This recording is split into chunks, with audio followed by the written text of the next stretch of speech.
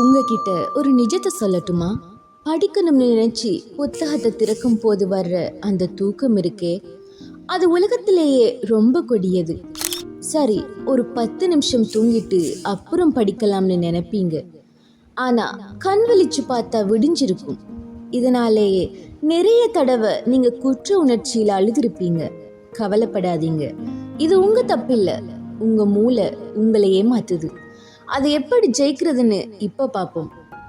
படிக்க உட்காரும் போது இந்த 3 விஷயத்தை மட்டும் ஃபாலோ பண்ணுங்க. நம்பர் 1, படுக்கையில உட்காராதீங்க. உங்க மெத்து உங்களை எப்பவுமே தூங்கத்தான் சொல்லும்.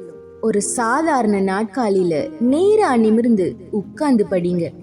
மெத்தையில சாஞ்சுக்கிட்டு படிக்காதீங்க, அதான் பெரிய தப்பு. நம்பர் 2, தண்ணீர் குடிங்க. மூளை சோர்வடையும் போது தான் தூக்கம் வரும். ஒவ்வொரு 20 நிமிஷத்துக்கும் ஒரு முறை தண்ணீர் குடிங்க. அப்ப நீங்க ரொம்ப ஆக்டிவா இருப்பீங்க. Number 3, active study. கண்ணால மட்டும் பார்க்காதீங்க. ஒரு பேப்பரை எடுத்து முக்கியமான பாயிண்ட்ஸ் எழுதுங்க அல்லது சத்தமா வாசிங்க. சும்மா மனக்கண்ணால வாசிச்சுக்கிட்டு போகாதீங்க, அது உங்களுக்கு தூக்கத்தை தான் தரும். நீங்க தூங்குற ஒவ்வொரு நிமிஷமும் உங்களை விட ஒருத்தன் அதிகமா படிச்சு முன்னேறிக்கிட்டு இருக்கான், அதை மறந்துடாதீங்க.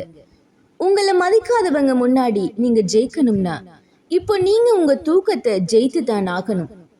கஷ்டமா தான் இருக்கும், ஆனா அந்த கஷ்டத்துக்கு பின்னாடி வர்ற அந்த மார்க் லிஸ்ட்டை யோசிச்சு பாருங்க. அது தர்ற சந்தோஷம் எல்லாத்தையும் விட பெருசு. இன்னைக்கு இரவு நீங்க தூக்கத்தை ஜெயிக்க போறீங்களா இல்ல தூக்கத்துக்கிட்ட தோக்க போறீங்களா? நான் தூக்கத்தை ஜெயிப்பேன் அப்படின்னு நினைக்கிறவங்க மட்டும் கமெண்ட்ல நோ மோர் ஸ்லீப் அப்படின்னு டைப் பண்ணுங்க. நாளைக்கு காலையில நீங்க வெற்றியாளரா எழுவீங்க. All the best.